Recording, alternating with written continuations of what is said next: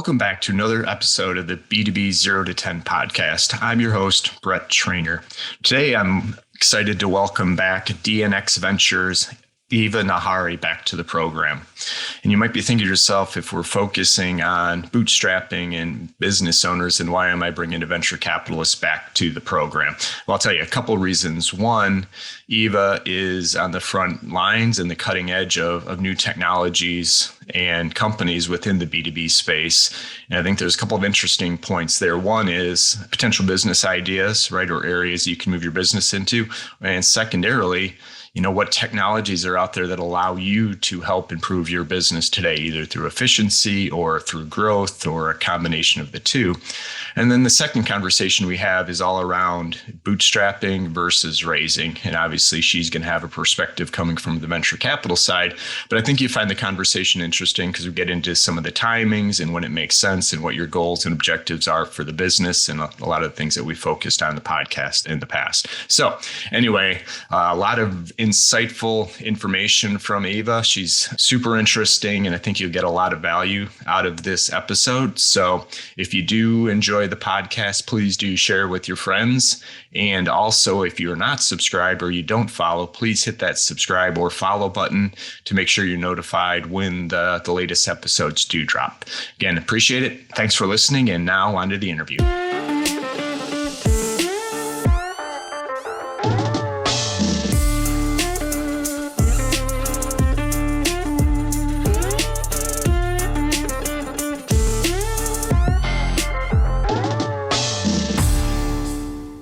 Hey, Eva, welcome back to the podcast. Hi, Brett. I'm happy to be here. That's great. I think I had to go back and look. It was a little longer than I thought. It was back on episode 95. You joined us for the first time, and that was not too long after you had joined DNX, right? You're still kind of getting your feet wet at that point, and now you're seasoned pro. So we thought we'd have you back on to talk all things B2B and, what's the future look like. But before we get there, for the folks who didn't catch the first interview, why don't you just give a little bit about your background and what you're working on today? Well, I come from almost 20 years operational background. So I've been an engineer and engineering leader and other things. But most of my career before VC was in product and go-to-market roles. And the last 9 years was with I would call it unicorn journey with Cloudera, where we built the big data industry in one form or another across the world with the Fortune 500 companies. So it was a pretty amazing journey, both ups and downs, of course, as it is. Yeah. But with that, I felt like I've experienced everything a product person can ever experience. So I looked for something new, how to give back from all that experience. And I crossed paths with Q Motivala at DNX Ventures and decided that this was my next chapter. So now I'm here. That's awesome. Yeah, because every place you've gone has been a unicorn, so it makes sense. It's that easy to grow a business, right, that quickly. So, no, and I know last time we talked about that journey, it was super cool, and I'd encourage people to go back and listen to it because it really was an interesting journey is the best way to describe it. So now you've moved into the world of B2B investing and mentoring. So, I don't know if you've had any deals closed that you can talk about, but just curious, what are you focused on? What have you been making your investments in?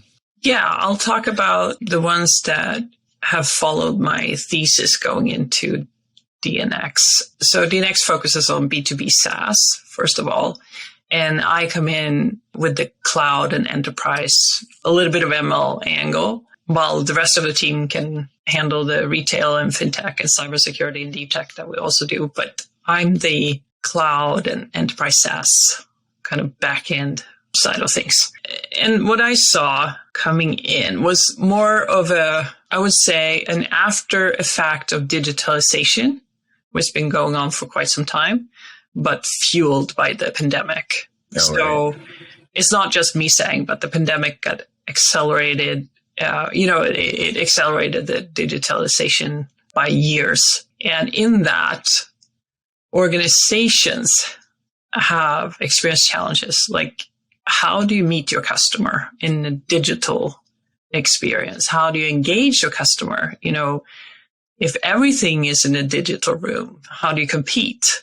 It's much easier to switch from one vendor to another. How do you support a customer now that everything is digital and everything is SaaS? Every time spent away from using your product, meaning going open tickets or whatever, spending time on long, tedious support calls, is revenue lost. So how do you build in support into the experience? And companies are competing on customer experience to a much larger extent now in the same leveled playfield of digital world.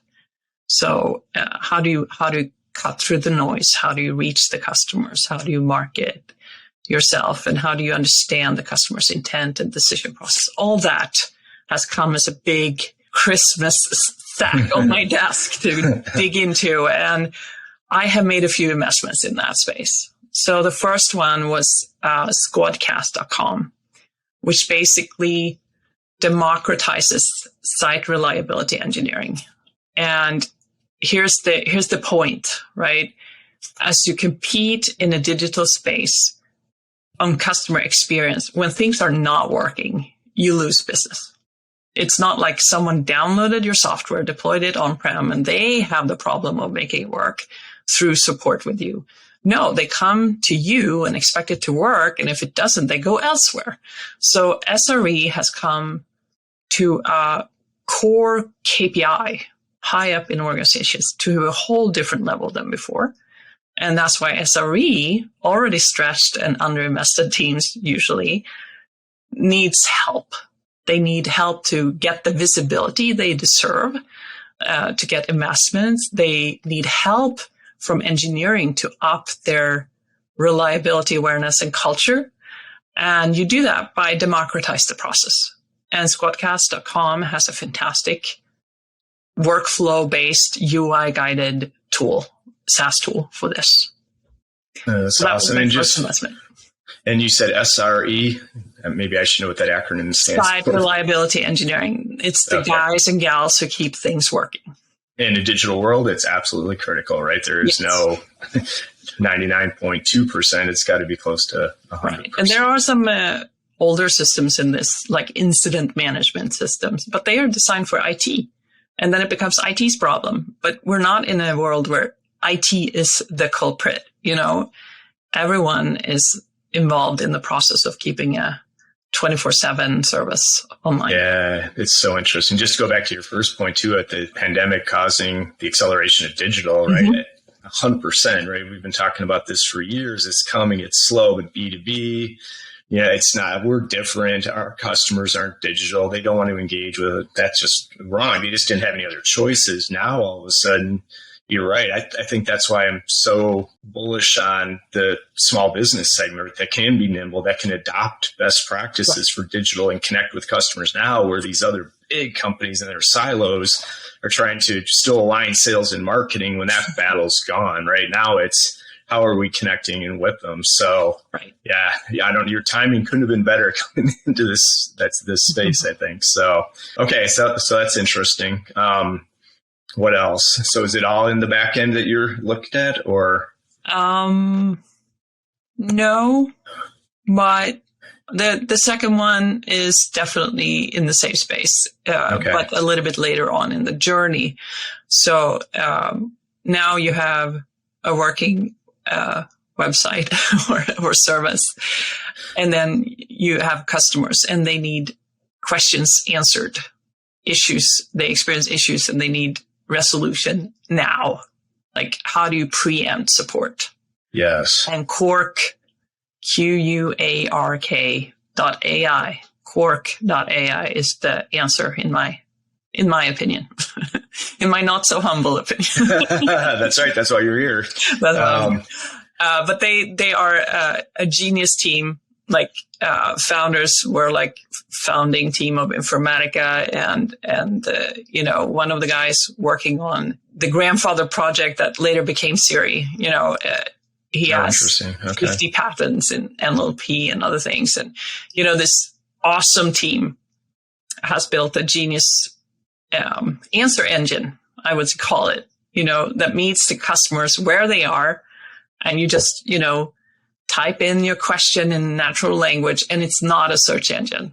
I'll make that very clear. It's matching it. First, it dissects your question into what you're actually asking. So it's like cognitive NLP, if you will. And then it matches against any previous answer in your organization, wherever it may be. So pulling it from databases or data sources, or anywhere, doesn't matter? Anywhere you have repositories. And the data could be PDFs or Excel sheets or diagrams. They do computer vision too, and tables. I mean, it doesn't matter what it is. If it provided an answer in the past, it will pop up based on how well it matches, right? Even if your answer was bad, it's going to pop up.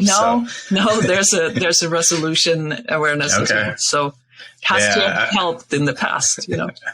That's good. Yeah, it makes sense. Because just thinking back to some of the data challenges of companies and the ability. So this is kind of the next version of the chat bots, a smarter version of chat. You can put it as a smart brain behind a chatbot. Yeah. Okay.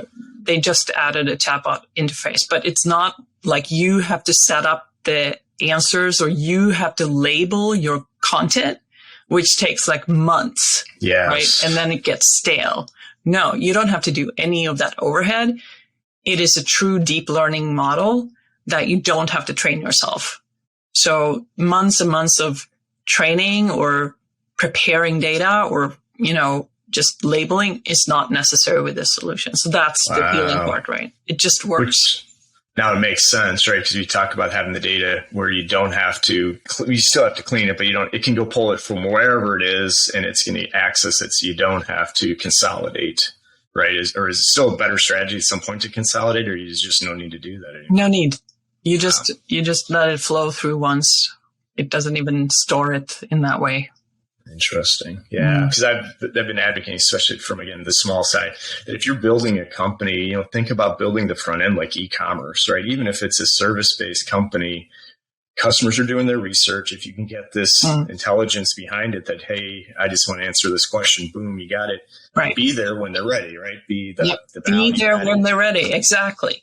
And so build this up front. You don't have to have, 100 people and just reams of to do value. I'm super excited. I'm guessing both of these are more focused at enterprise to start, and then they'll make their way down to smaller businesses. Because I'm always looking for ways to kind of, I don't want to say hack it, but how do we take some of these solutions, just build it up front, right? So it doesn't have to come from and clean up and search for 32 different databases. So I think the Squadcast one is for SMBs as well. Like you can start out right there. It has very packaging for what size of company you are. So you can start out with a clean process that is based on best practices, that keep on evolving. So that's definitely for SMBs as well. Okay, definitely going to check it out. And I'm assuming that Quark is also sales and marketing upfront questions or even service, right? I've got a customer basically becomes your answer engine across the entire life cycle. That is very observant. That's where I see, this is not just for support, it's any answer. Like organizations are stalled by not getting answers, right? Right. Well, this is an unlock your business engine. Yeah. And even from an internal, right? So employees have questions on how to do something. You're seeing what I'm seeing now. I like it. That's why I'm so excited about Quark. That's a dream team with a fantastic genius solution that will answer your questions throughout the org. Yeah, well, that's what I see. Definitely going to keep eyes on that one. All right. What else? I did a Series A with Macrometa. That is, I just love that team culture. And you know how big of a fan I am of team culture making companies succeed. I'm going to exaggerate because I'm so excited about them, but they're the fourth cloud vendor. They're like the cloud for the edge. Okay. So explain that in English for us lay people. So imagine you have real-time use cases, SLAs, where you don't have time to wait for data to come from the edge, to whatever it may be, like a scanning thing in a store or a device or a shoe. you don't have the time to wait for it to go back to the back end of cloud, like through pretty fast fibers, but not fast enough for massive amounts of data. And wait for that to process and then return with the result to the edge to update the customer or consumer or store or whatever that needs that answer now. Think of it as an opportunity to offload the cloud with massive data processing at the edge. You can do streaming, SQL, graph, search, whatever, but at the edge. So it's almost like the state layer for CDNs. They have a partnership with Cloudflare, amongst others. And it's a right optimized distributed data layer. So it's who's really going to be the big beneficiary yeah. for this? Who are the best use cases for, or who would be using this? Retailers that need real-time information at the customer level, or something along those lines? Like there's a lot of retail use cases. There's gaming use cases. There is, restaurants, those scanners where you scan your card, and if the network doesn't work towards the back end cloud solution, they can't charge their customers anymore. So they need somewhere to have like an immediate business enabling layer. Okay. So that you don't have to wait for cloud to work. Interesting. But there's a ton of use cases in this space. There's also the other one, which is, if you bring all your data to cloud and process it there, you're depending on your use case, your costs may just skyrocket, right? So it's a way to offload the pre-processing of massive IoT data coming in. So you only send the necessary parts to the cloud to keep your cloud costs down. So there's many use cases for this platform. So it's just really getting smarter and smarter with data and less effort to access it and only get what you need. Exactly. Interesting. Okay. And I know I've also seen you quite a bit in the customer service space. Is that also an area of focus, or maybe that's a good transition to what are you looking for at the early part of next year? What's kind of next on the horizon, do you think? Yeah. So I've been out there talking about, helping customers or helping organizations help their customers in this new world where support, customer success, product, all blurs to one team that will serve a customer journey through an online competitive experience. It's all about the customer journey. Yes. And these siloed organizations can't really have their own solutions anymore. It has to either be integratable into the product experience or be able to capture these intent triggers along the way and then serve this data or these insights across all the stakeholders. Like customer success is the new revenue center. And I see this over and over again, how now customer success has a quota and it rolls into under the sales organization. But the tools for, leads in marketing and then go to sales and then goes to support, that journey has shifted, but the tools for serving that has not. So I'm more evangelizing that even, the marketing to sales have shifted to just revenue operations. It's automation, it's digital, and then you have these engagement tools, and then it should pretty much be automated what you do with those insights from engagement, right? So organizations are shifting very rapidly, but traditional sales and marketing and support tools are not blurring the way that the organization need to compete in this new era. Yeah.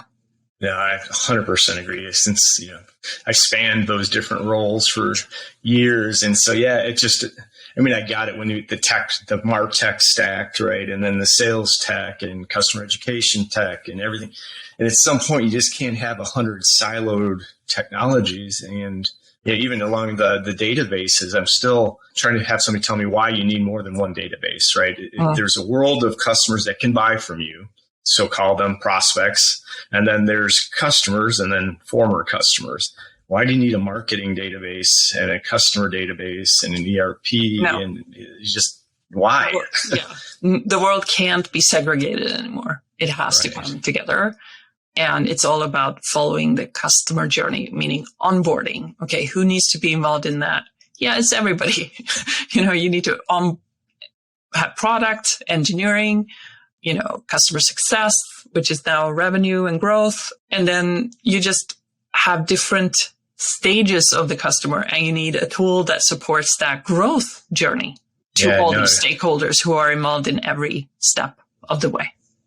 Yeah, and I love the way you frame it. It is around the customer's journey. I mean, the really good companies have been out in front of this for a while, understanding that. But even look at, customer success probably shouldn't be in sales. And maybe someday we'll get away from calling different people sales and success. And again, use the e-commerce, right? Do e-commerce companies have salespeople? I don't think so. Maybe they've got specialists that can help you get through the process, or concierge that can answer questions. And same thing with the success. I don't know if I like the quota. I get it, right?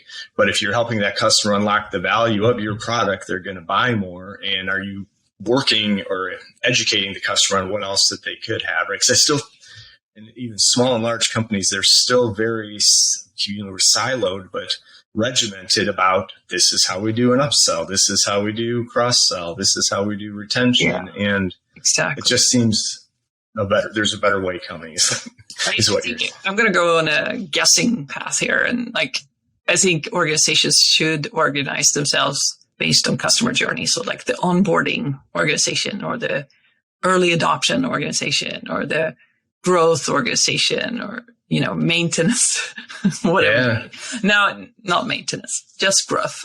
I only want growth. Yeah, 100%. But there's somebody who can take care of the maintenance. No, I'm with you. Because even when I talk to a lot of these smaller business, either owners, founders, and when they start thinking about, well, I'm expanding, do I need to get salespeople? I'm like, well, take a step back and look at that journey, right? Where is the customer? When do they need stuff? Figure out what those tasks and activities are. Hopefully you can automate them, right, and provide a better experience.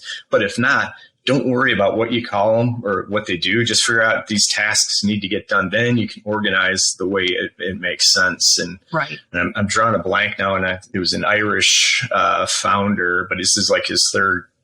He scaled a software company. Now he's in climate control, or climate preservation, or fighting climate change. And he had talked about his journey with his first organization was just really heavy with salespeople, right? He needed salespeople to get the message out, convert, sell. He said he's got 30x content people, right, to tell the story.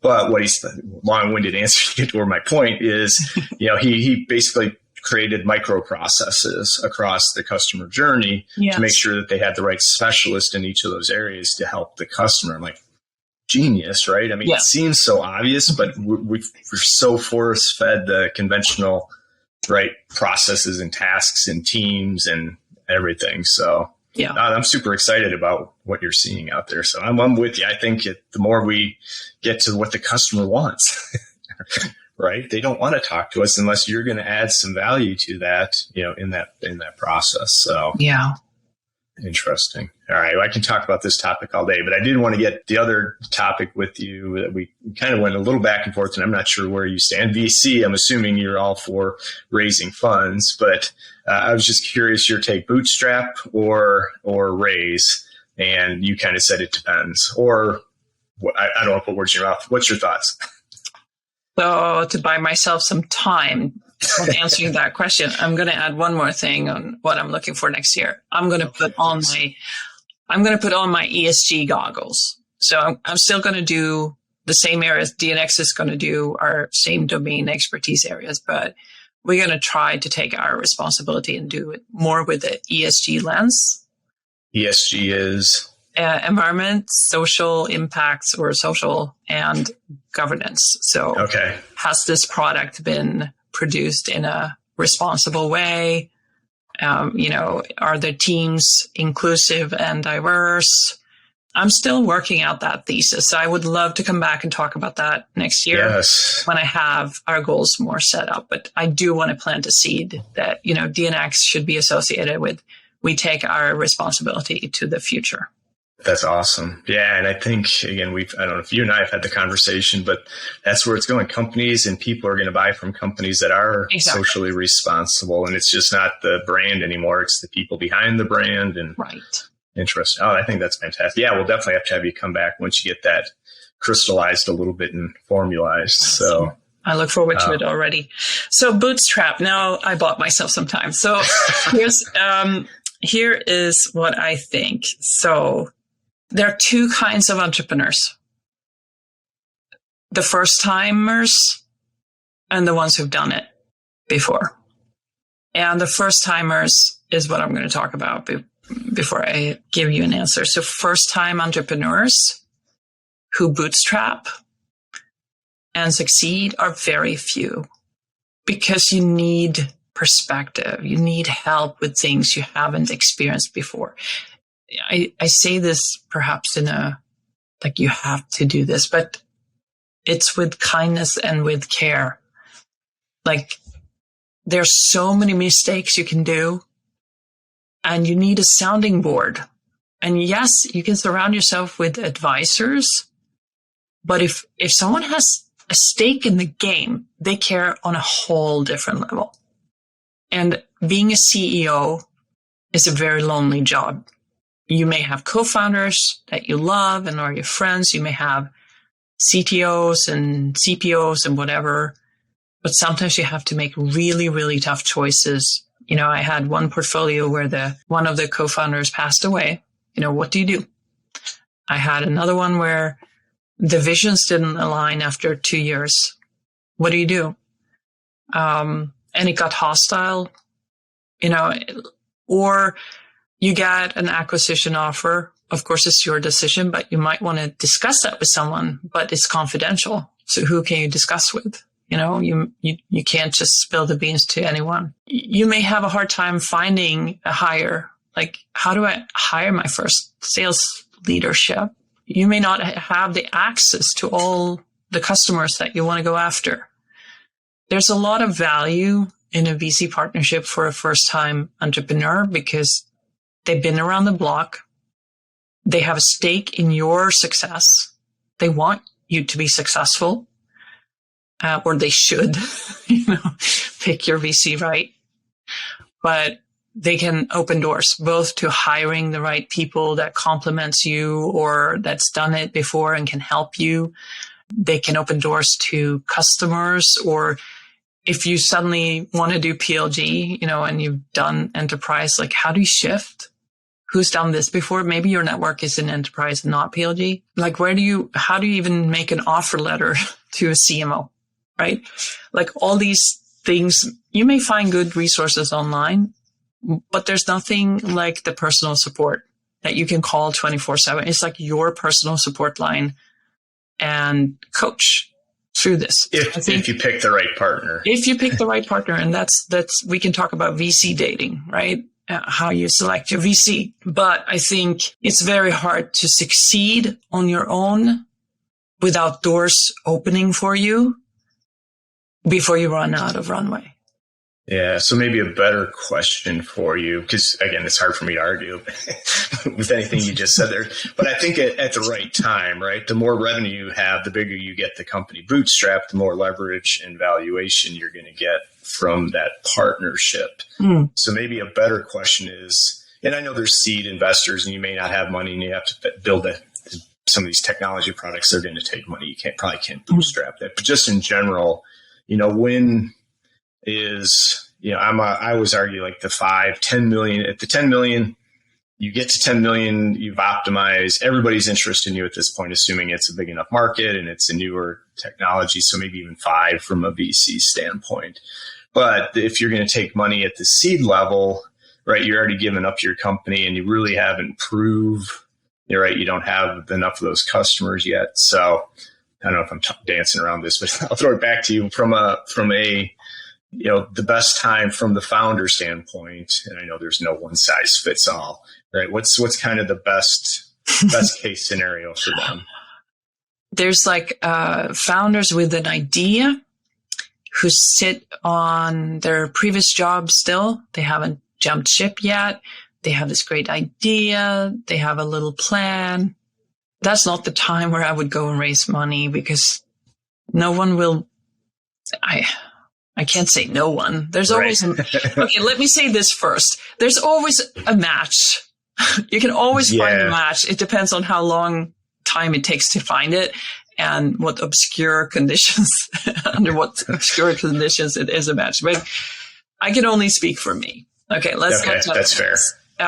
So I would not invest in someone who hasn't even showed the commitment, like jump the ship, believe the idea and the mission so much that you're going to take on this crazy journey of an entrepreneur.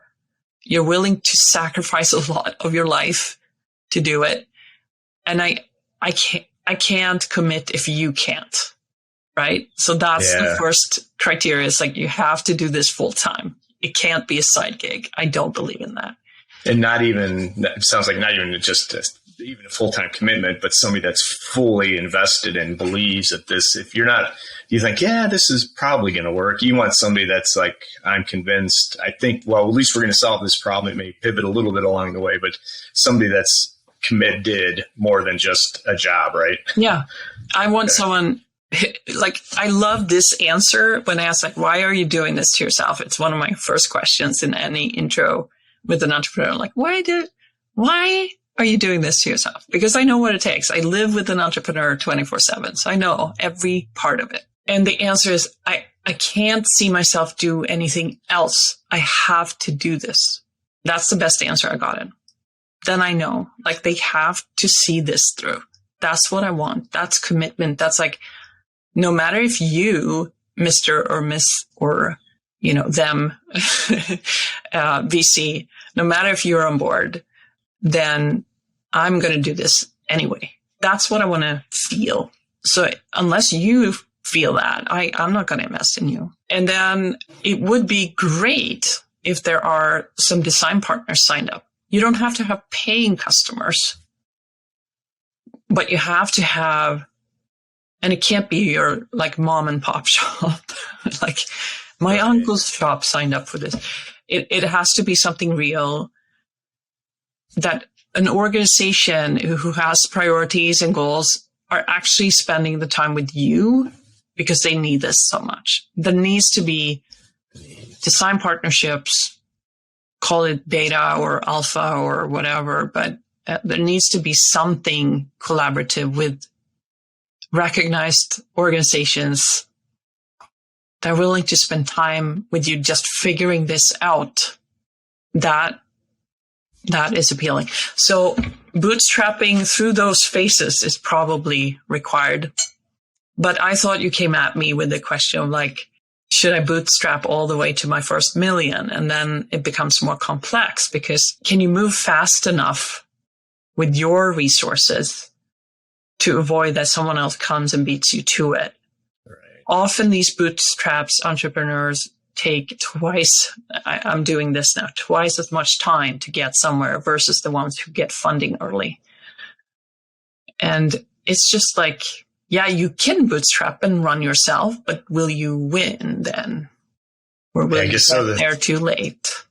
Yeah, no, it's a good point, especially in new and emerging markets, right? I guess there's other business people that just they're going to go take a piece of the pie, and maybe that's less. And I guess maybe this even goes back to the fun first of the founders. What do they want? Right? Is this a lifestyle business? They're probably not talking to you because they don't need to and don't want to, take over the world with the product. But most of the folks that are going into this do want a, bigger outcome. I guess there's the two pieces, and you've already filtered that with the passion and commitment, right? There's the professional fundraisers that all they're worried about is their next fund or round, which I get, you have to do that. But then there's the others that it's just a necessary evil because I'm still plugging away at the product or the solution and driving this towards a conclusion. Because it happens. It will happen, especially if you're, early stage like we focus on. True, true. My last question for you, and I know we're running out of time, and I do appreciate you taking this much time, is once you make that investment in these entrepreneurs, what are some of the biggest gaps you see? And maybe it's not one size fit all, but is there a couple, 2 or 3 things that, you need to help them to transition that journey, right? That's what you're there for. You're help there to support. So what are some of the biggest challenges that your founders are facing when they come on board? Is it too general? Well, I only have 1 year experience in seeing that. I have been in a startup or 2 or 3 myself, and I'm looking at my husband's startup too. Like, I have some data points, but I would keep it as a limited insight, not to exaggerate. But I think one thing that I hear across the board is hiring, like getting people to join your mission. You may believe in it, but it's not only about your journey. It's about finding people at the right time who want to take that risk in their point in time. They may have a perfect resume, but they may not want to do the same thing again, right? They have moved on to something. Or there may be, it's been really hard hiring here in the US. So now they have to go and hire somewhere else. How do you do that? How do you set up an office? Do you have remote consultants? What do you do? So hiring and finding the right people, and even you can't just say oh, we're doing this and you should be interested in us, right? It's this other kind of selling that needs to happen. It's like you have to get to know this person and their motivation, and hiring is recruiting. If you're a founder, you might not have done recruiting before. You might have done interviews, but you haven't really recruited, which is how do you sell your company and you and the team to people to follow you, want to join you? It's not about oh, you should see the obvious that I see and join me. It's about understanding people and their careers and motivations. And, it's just a whole lesson learned in that space that I've seen, plus finding the right candidates. You have your network, but then when you emptied your network, what do you do? Right? So that's where the VC comes in and helps a lot. There is the other side of it is customer development, which is why we focused on, a lot of corporate networks. And I even brought the Cloudera Executive Advisor Board over to DNX. I brought my network, and we now have an Executive Advisor Board for all our portfolio companies. So that's pretty cool. It's working out great. So customer development is really hard for startups once you've emptied your own network. What do? You need other networks. Your LinkedIn profile is only subscribed by so many, right? Right. So those are the 2 we focus on because we know that's hard in early stages. So customer development, helping with recruiting, opening up our networks, and of course that first important part of entrepreneur growth. Yeah, no, it's such a good point. Hiring, and not even just finding the right person, but you're hiring for the right position, right? Again, what are you prioritizing? Every business be a little bit different, and maybe you don't need the salesperson. Maybe you need that marketing person that's going to do the content. I don't know. Yeah. But I think that is a really overlooked aspect of this, especially in the job market we're in now, right? Yeah. People have choices and it's more people. Easy to switch jobs because you don't change your commute and everybody can work from home. I think what I said, writing that offer letter to a CMO, it's no kidding. If you have a technical background, if you've never started a startup before, do you know how to interview for a CMO? What it takes? Probably do you know how to attract a fantastic one? Do you even know what's the salaries? No, I'm kidding. But offer letter entails that whole recruiting process of the right candidate for setting you up for a great Series A. You can't just hire anybody. You need someone who will complement the team with a background and door opening potential that is really, really appealing. That's what you need to think about. And I think there's more to this recruiting process than just recruiting the way you have experienced in your past. It's you need to build a company. How do you do that? one step, one block at a time, and hopefully with some strategic guidance because those are the mistakes you don't want to make. Because I think that's the biggest one, at least I've seen with the small businesses is, man, you make the wrong hire. It's an 18-month mistake in a lot of cases. And so much time and cost wasted. Yeah. Yeah. All right. Anything else that we didn't touch on that we should have chatted about today? How awesome it is to be here. It's always great to have you back on the podcast. Like I said, we'll make you a frequent guest, because then you can keep us abreast of what's coming next for the B2B world and future opportunities and all that good stuff. So, all right. If folks want to find you, what's the best place for them to track you down and you and DNX? LinkedIn is a good place. Eva Nahari. Nothing special there. Just look up. We'll link to it too, but yeah.